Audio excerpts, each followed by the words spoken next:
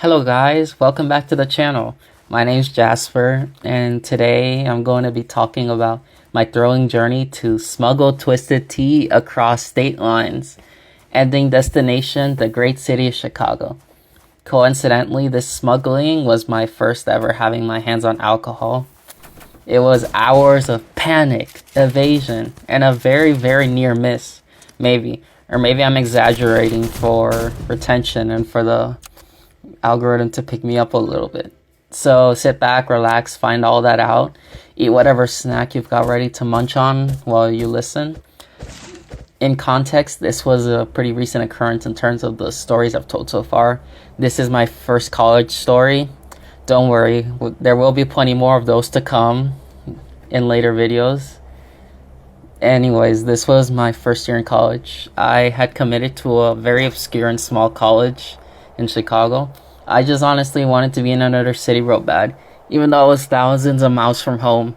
It was sort of boring there sometimes, not just sort of. It was very boring almost all the time because this was a mostly commuter school, so after classes were over, everything was hella dead. This was not a party school by any means, and also not a very great value for money, not for the social experience, and also not for actually learning many things. So anyways, I was dying for something else to do, something to at least hold back the boredom for a week or something like that. So I had to do something big. I had also been dying to visit my friends from high school for a while now, which were at different colleges, but were nearby enough. So that's a perfect plan. Kill two birds with one stone.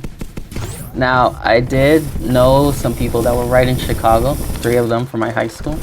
But one of them I was not going to visit because of beef they have with one of my friends. I can't be visiting, So I did plan a visit to the 2 other people in Chicago for later, but I was able to visit someplace that's not in Illinois, surprisingly, first.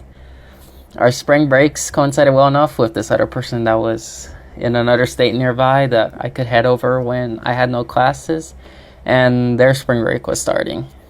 So we had that window to work with. Very doable, honestly. I had a whole plan, and I was gonna have to take a train to get there. Very early train leaving, and a very late one getting back to maximize that time we had together. I had a whole document schedule on how I was gonna do all this. Now, the sad thing is, if I made that same journey today, I could have had more time there and not had to wake up at 6 in the morning. But the train that I was taking there was the South Shore line all the way over to South Bend, Indiana.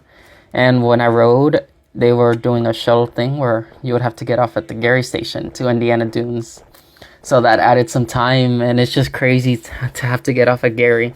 Because if you don't know, Gary is very notorious as one of the saddest examples of a Rust Belt city withering away. Somehow, though, I did survive, regardless of... It was very dark when I was there, but I got onto the bus, and then I got over to Indiana Dunes Station, and then headed into South Bend. If I did that same journey today, I would have had more time, probably, not had to wake up as early. Regardless, I got into South Bend around noon, and then it took another hour getting from that station over to Notre Dame, which is the college that I'm going to. On this journey, I had to take the bus because I'm a brokey, couldn't afford an Uber, college student things. I got to see my friend, and we were chilling, having an amazing time. Unrelated, but I did see someone I really did not want to see there. I by accident just kind of ignored her existence. Anyways, after getting a nice tour of the place, literally seeing every floor of the 15-story library they have there for some reason, then I got some food. Now, this did happen to be on Friday during Lent, which meant that their dining hall was not serving meat, but luckily Chick-fil-A came in clutch and I still had that. So anyways, we were chilling in bro's dorm afterwards and got offered some twisted tea.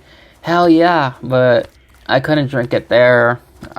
Obviously, I have my paranoia set on high mode all the time, so I was gonna have to take it back to home base with me. I also grabbed the Coors Light, but that part is boring. We're talking about the twisted tea here. Now, the twisted tea was unlike anything I had ever laid my eyes on. I knew I had to bring it back. I knew I had to experience that just from looking at the can, looking at the flavor.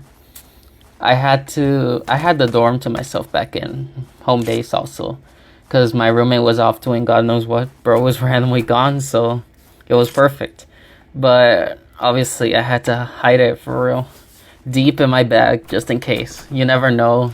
I just don't trust Indiana personally. Just a word of advice: don't trust Indiana. I leave on the bus and get to the station again, wait for a while, and then the long journey west starts, back to the Illinois state line. First, obviously, had to do the shuttle bus thing again in reverse, and I was back in Millennium Station. And then I had to take the L to get back to college. So another stressful hour later, I was back in home base, my dorm, for that year, and I was back with both cans because obviously nobody actually stopped me. I'm just paranoid for no reason. Had made it back. I had them. So first, obviously, I tried the Twisted Tea. And the Twisted Tea I had grabbed was the half and half version.